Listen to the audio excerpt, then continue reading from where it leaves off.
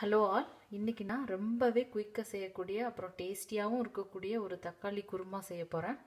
இது வந்து 10 நிமிஷத்தில் நம்ம செய்யக்கூடிய ஒரு குருமா.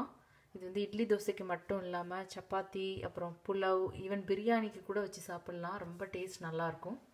இதுக்கு தேவையான இன்க்ரீடியன்ட்ஸ் பார்க்கலாம். நான் வந்து ஒரு பெரிய வெங்காயம் எடுத்திருக்கேன். அதை சின்ன சின்னதாக ஸ்லைஸ் பண்ணி வச்சுருக்கேன். அப்புறம் இந்த குருமாக்கு வந்து காரம் வந்து நான் பச்சை மிளகாய் தான் போட போகிறேன். அதான் டேஸ்ட் நல்லாயிருக்கும். அதனால் காரத்துக்கு தகுந்தாப்புல பச்சை மிளகாய் எடுத்துக்கலாம். ஒரு 4 பூண்டு பல் எடுத்திருக்கேன். அப்புறம் ஒரு 5 தக்காளி, நல்லா கலர்ஃபுல்லாக இருக்கிற ரெட்டு தக்காளியாக பார்த்து எடுத்துக்கணும்.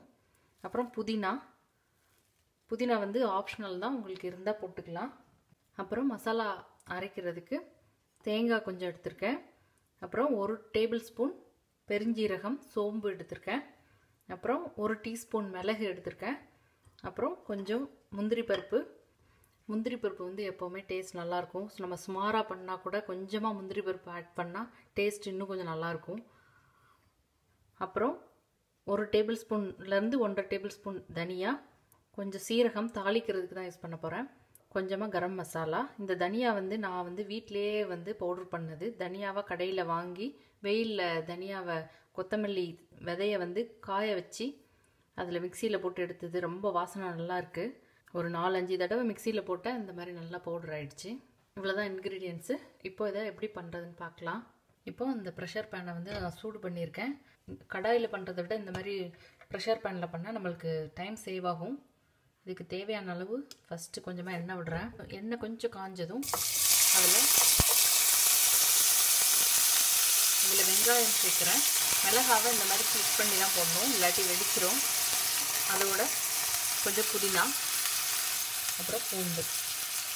இதோட குருமாவுக்கு தேவையான உப்பு இதில் சேர்த்துடலாம். இது வந்து ஒரு 2 மினிட்ஸ் மூடி வச்சிடலாம். இப்போ வெங்காயம் பாதி குக் ஆயிடுச்சு. இதில் நம்ம இப்போ தக்காளியும் சேர்த்துடலாம். கொஞ்சம் மூடி வச்சிடலாம். இந்த மாதிரி மூடி வைக்கிறதுனால ஒரு 2 மினிட்ஸில் நல்லா வெந்துடும். தக்காளி மூடி வச்சு குக் ஆகிட்டு இருக்கும்போதேவும் மிக்சியில் சின்ன ஜாரில் நம்ம மசாலா அரைச்சிடலாம். தேங்காய், முந்திரி பருப்பு, பெருஞ்சீரகம்,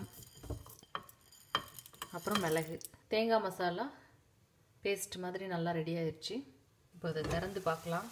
தக்காளியும் நல்லா வெந்துருச்சு. இதை இந்த மாதிரி லைட்டாக கிளறி விட்டுட்டு கொஞ்சமாக மஞ்சள் தூள், அப்புறம் இந்த தனியாத்தூள், அப்புறம் கரம் மசாலா, இது எல்லாத்தையும் போட்டு ஒரு 2 நிமிஷம் இந்த மாதிரி கிளறி விட்டு, இப்போது நம்ம போட்ட மசாலாலாம் நல்லா பச்சை வாசனை போகிற வரைக்கும் திறந்து வச்சு குக் பண்ணணும். இப்போ இந்த குருமாவில் வந்து 2 மெத்தட் இருக்குது. இந்த மசாலாவோட பச்சை வாசனை நல்லா போனதுக்கப்புறம் இதை ஆற வச்சு மிக்சியில் போட்டு பேஸ்ட் மாதிரி பண்ணலாம். இல்லாட்டி நம்ம இதிலையே அப்படியே தேங்காய் மசாலாவை வந்து ஆட் பண்ணிக்கலாம். உங்களுக்கு ரொம்ப குயிக்காக செய்யணும்னா இதிலேயே நம்ம மசாலாவை அப்படியே ஆட் பண்ணிடலாம். இன்னும் கொஞ்சம் குருமா டெக்ஸ்சர் வந்து நல்லா என்ஹான்ஸ் பண்ணணும்னு நினச்சிங்கன்னா இதை வந்து மிக்சியில் போட்டு எடுத்துக்கலாம் நம்ம. இப்போ அதே பேனில் கொஞ்சமாக எண்ணெய் ஊற்றி, எண்ணெய் காஞ்சதும் நான் சீரகம் சேர்க்குறேன். நான் சீரகம் மட்டும்தான் சேர்க்குறேன். உங்களுக்கு விருப்பம் இருந்தால் பட்டை, கிராம்பு கூட சேர்த்துக்கலாம். நான் வந்து அதில் கரம் மசாலா சேர்க்குறதுனால அது அவசியம் இல்லைன்னு சேர்க்கல. சீரகம் பொரிஞ்சதும் நம்ம அந்த அரைச்ச பேஸ்ட்டை வந்து இதில் சேர்த்துடலாம். இது இப்போ கொதிக்க ஆரம்பிச்சிருச்சு. இது வந்து உங்களுக்கு ரெட்டு கலர், இன்னும் கொஞ்சம் நல்ல ரெட்டு கலர் வேணும்னா நீங்கள் வந்து காஷ்மீரி சில்லி சேர்த்துக்கலாம். அது வந்து ரொம்ப காரம் இருக்காது, பட் நல்ல கலர் கொடுக்கும். இப்போ ஸ்டவ்வை வந்து லோ ஃப்ளேமில் வச்சுட்டு நம்ம அந்த பேஸ்ட் ஆட் பண்ணிடலாம். 1 நிமிஷம் நல்லா கொதிக்க விட்டு ஆஃப் பண்ணியாச்சு. ரொம்பவே டேஸ்டியான, ஈஸியாக பண்ணக்கூடிய தக்காளி குருமா ரெடி ஆயிடுச்சு. இது சப்பாத்தி, இட்லி, தோசைக்கு ரொம்ப டேஸ்ட் நல்லாயிருக்கும். ஈவன் பூரி கூட சாப்பிட்லாம். அவ்வளோ டேஸ்ட் நல்லாயிருக்கும். ரொம்ப வேலையே இல்லை, ஈஸியாக பண்ணிடலாம். நீங்களும் இதை மறக்காமல் ட்ரை பண்ணி பாருங்கள். Thank you all.